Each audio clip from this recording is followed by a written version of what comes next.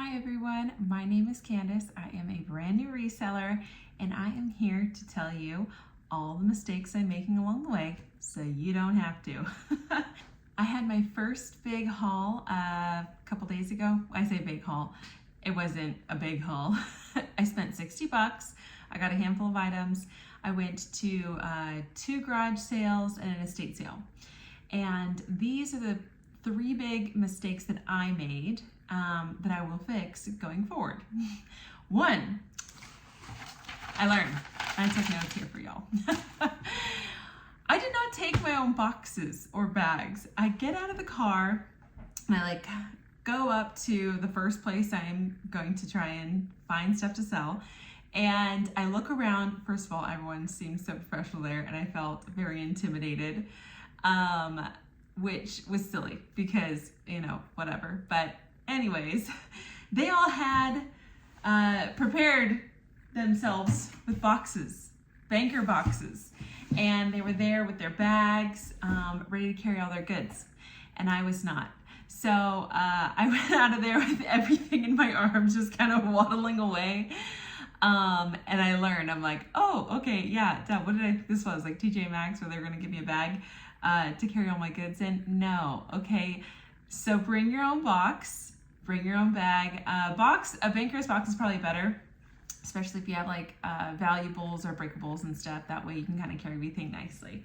So that was number 1. Number 2, I was kind of overwhelmed by going to each stop being my first time. I really just want to find something. I'm like, okay, let me try and have an eye to find something that I know I can turn for a profit. And I wasn't keyed in on condition.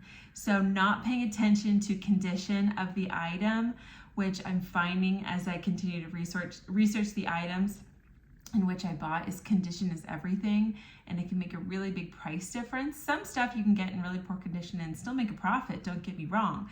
But there is a handful of stuff I bought the other day that, because it's in poor condition, I probably won't make any money on it. So pay attention to condition. That's number 2. And number 3, I'm kicking myself for this one still, because I am generally I'm friendly with those people around me, neighbors on the street, people walking by, say hi, and I'm not intimidated to talk to other people. I know that bothers some folks. It doesn't bother me, and yet for some reason I did not ask questions where I went. I don't know if I was just so overwhelmed by the thought of asking the wrong questions, or them finding out that I was trying to flip all those items for a profit, which, newsflash, basically everyone who shows up to garage sales and estate sales is looking for something cheap to sell high. The reason why I say ask questions is because for example, I went to a garage sale, my second stop, and I bought these hats. They're PGA Golf Masters Tour hats, and they were authentic. They had the little patch on the inside, and I'm like, okay, cool. I'm like, I know hats will sell, and I looked up those hats specifically on eBay, and a lot of them were selling. The sell-through rate was really good. It was a family sitting out front of the garage, and I didn't want to come off hey, let me try and get your stuff for cheap so that I can turn around sell it and make a profit. I don't know why I thought maybe I was going to come off that way by maybe asking too many questions, but I could have easily asked them very simple questions that could have potentially raised the value and given me more detail on my listing, that could have potentially made me a better profit by asking her, hey, where did you buy these hats? Are you the first and original owner? Are you the only person that's ever had these hats? What year were they purchased in? Is this a vintage hat? I can't tell what year this was produced. So anyways, not asking questions, I think, was probably the biggest downfall I had of that day. So those are my big first 3 mistakes.